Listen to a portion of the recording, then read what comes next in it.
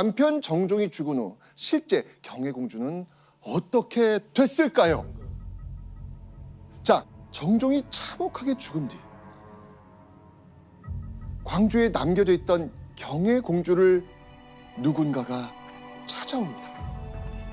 대체 누구였을까요?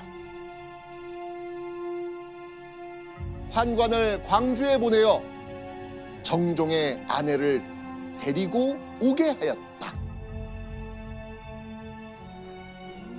세조?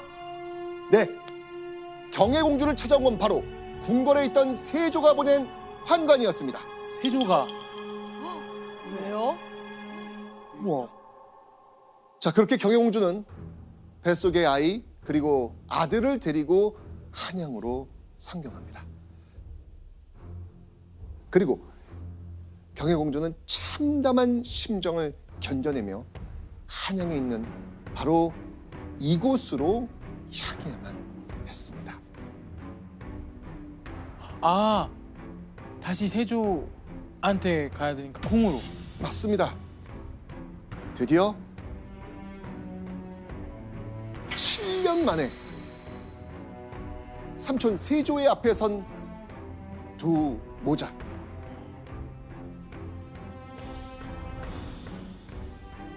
전 여기에 뭐 하나 두고 가죠. 비녀 뭐 이런 거 있잖아요. 네, 아, 왜냐면- 비녀로 찌르려고요? 네, 아니, 그 정도로 이성을 잃죠 무조건. 근데 그거를 숨기고 자식을 위해서 정말 막 바들바들 떨면서 막 한이 맺혀 있지만 그거를 숨겨야 되죠. 그래야 우리 자식들이 사니까 너무 힘들지 않을까. 너무 고통스러웠을 것 같아요. 그렇죠. 그렇죠.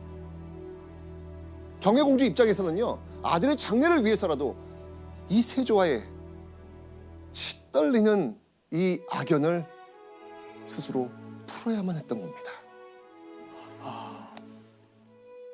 자, 그런데 이 경혜공주 모자를 본 세조가 예상치 못한 행동을 합니다. 자, 어떤 행동을 했는지 우리 예원 씨가 기록을 한번 해주시죠.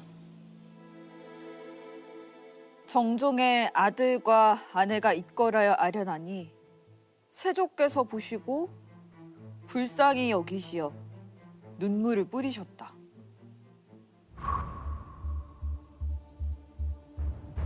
울었어요? 과장된 것 같은데 이 기록이. 말이 안 되는데. 아니 근데 포인트는 불쌍히 여겨서 눈물을 흘리셨다요. 그 불쌍한 거 누가 만들었냐. 정말 살지도 못하게 만들고 이제 와서 불쌍하게 여기어 눈물을 흘렸다는 건 민심을 너무 의식을 해서 기록이라도 좋게 남기기 위해서 세조가 좋은 기록을 한 게 아닌가. 생각은 그죠? 네. 민심을 의식해서라도 세조는 경혜공주를 불러들일 수밖에 없었겠죠. 게다가 단종도 죽고 정종도 죽고 가족을 모두 잃은 경혜공주, 사실 세조에게 위협이 되겠습니까? 안 되겠습니까? 안 되죠. 네. 그리고 당시 세조의 마음에 뭔가 걸리는 부분이 있었던 모양인가 봅니다. 온갖 풍파를 겪어 초라한 모습으로 나타난 그 경혜공주의 모습이 세조의 눈에 너무 불쌍하게 보였던 것 같습니다. 아,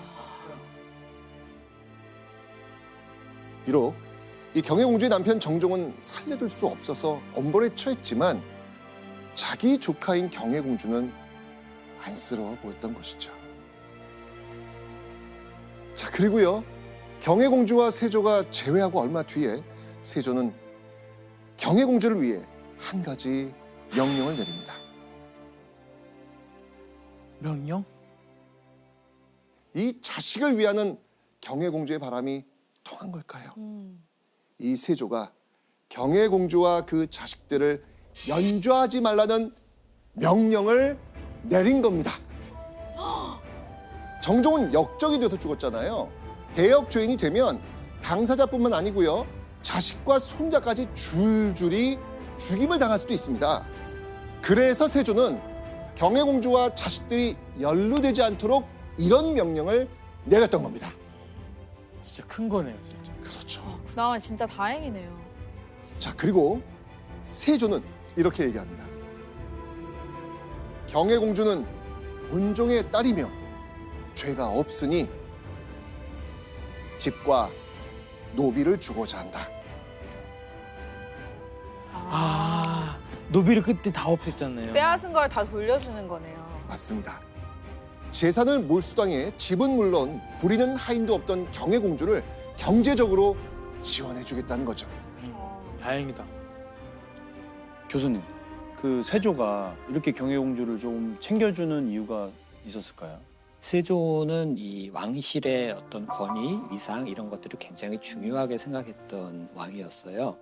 그래서 이제 경혜공주가 돌아온 이상 그에 걸맞는 예우를 해줘야 된다라고 생각을 했던 것 같아요. 자, 이제 이 정도 반전이면 어떻게? 이제 좀 그냥 숨통 트이는 정도. 진짜 숨도 못 쉴 정도로 너무 답답하고 막 꽉 막혀 있었는데 그래도 지금 생활이라도 그래도 어느 정도 안전해졌다라는 느낌? 약간 좀 소문 튀어요. 자, 이렇게 세조의 지원을 받으면서 경혜공주는 얼마 뒤 딸을 출산합니다. 아, 맞아. 임신 중이었죠. 네. 아들은 유배지에서 낳았지만 딸은 한양에서 낳게 된 거죠. 그렇게 경혜공주는 두 아이와 함께 세조의 배려로 경제적 어려움 없이 살아갈 수 있었습니다. 그러던 어느 날 경혜공주는 충격적인 선언을 합니다. 자, 과연 이 경혜공주가 어떤 행동을 했는지 우리 예원 씨가 한번 기록을 읽어주시죠.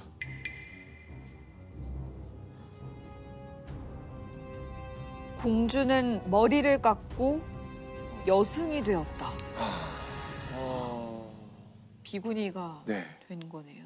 네, 진짜로 자식들 놔두고요. 네. 겨우 3살밖에 안 된 아들과 1살 된 딸을 남겨둔 채 경혜공주는 홀로 절로 들어가 버렸습니다. 와, 근데 어떻게 어떡해. 경혜공주는 대체 왜 자식을 남겨두고 절로 들어가 버렸을까요?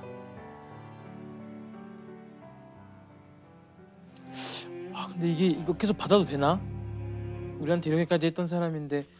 그러니까 죄책감 들었을 것 같아요. 남편은 죽었는데 뭔가 그 남편을 죽인 사람에게 이렇게 뭔가를 받고 있다라는 게 미안했을 것 같아요.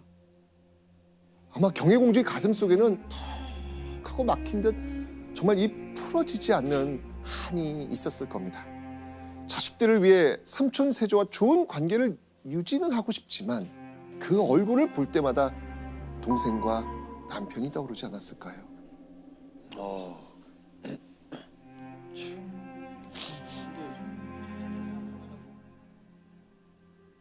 그냥 그 궁에 있는 하루하루가 너무 생지옥이어서 못 버틴 것 같아요. 경혜공주는 좋은 음식, 좋은 옷, 좋은 집, 자신이 누릴 수 있는 모든 권리를 내려놓고 절로 갔습니다. 자, 그렇다면은 경혜공주가 절로 가고 나서 남겨진 아이들은 어떻게 됐을까? 진짜 중요해요, 진짜. 네. 경혜공주는요, 아이들을 누군가에게 맡기고 떠났습니다. 누구였겠습니까? 세조의 아내. 네, 네, 맞습니다. 바로 세조의 아내 정의왕후였습니다. 정의왕후는요, 남편 세조 때문에 고통받았던 경혜공주에게 죄책감이 들었던 것 같아요. 그래서 경혜공주의 그 아이들이 잘 자랄 수 있도록 궁궐에서 키워주기로 한 겁니다.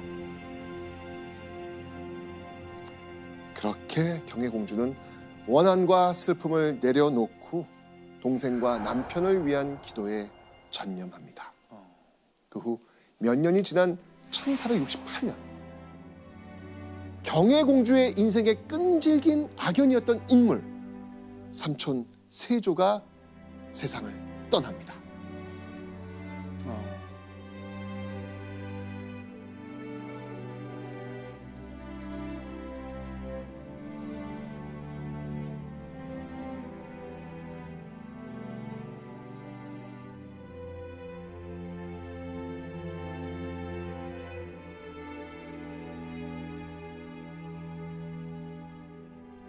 그리고 그로부터 5년 뒤 또 한 번의 비보가 들려오죠. 바로 경혜공주 자신.